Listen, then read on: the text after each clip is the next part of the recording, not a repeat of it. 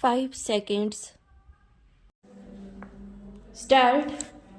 I crave the indulgence of the House for making this statement on the opening day of the Parliament, as I wish to take honourable members into confidence at the earliest opportunity about the extremely difficult foreign exchange position in which we find ourselves at present.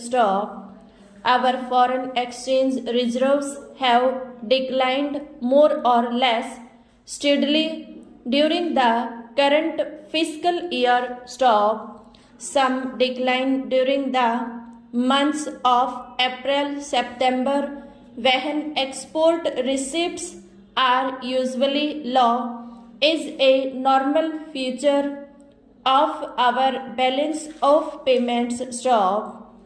The decline in reserves during April-September 1984, however, was almost twice as large as in the same period of 1983. The decline in reserves has continued during the past 4 or 5 months, when we should normally be gaining reserves in order to meet the requirements of the coming lean season for exports.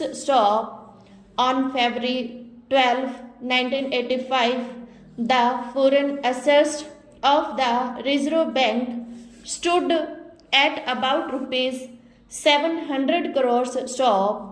As honourable members are aware, the Reserve Bank is required to hold a minimum rupees 800 crores of reserve in the form of gold and foreign securities.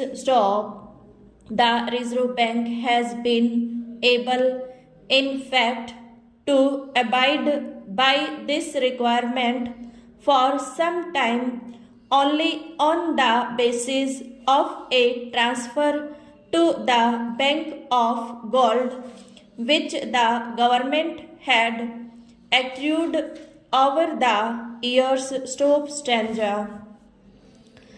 The recent decline in reserves is the result of a variety of factors. In view of shortages of food grains in the country and the pressure on prices, we have had to provide for larger imports of food and fertilizers against free foreign exchange. Payments on account of defense imports have also been increasing, and we have had to provide for larger repayment obligations in respect of the growing volume of our indebtedness abroad.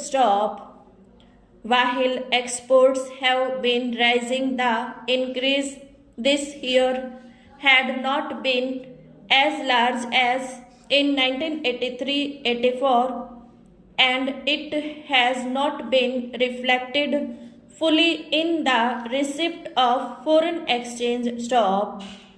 A part of the increase in exports has been to countries with whom settlements in trade and repayments are made in rupees. There is reason to believe that export earnings have been lower because of higher interest rates elsewhere. A part of the decline in reserves may therefore be short-term in character and may be expected to reverse itself.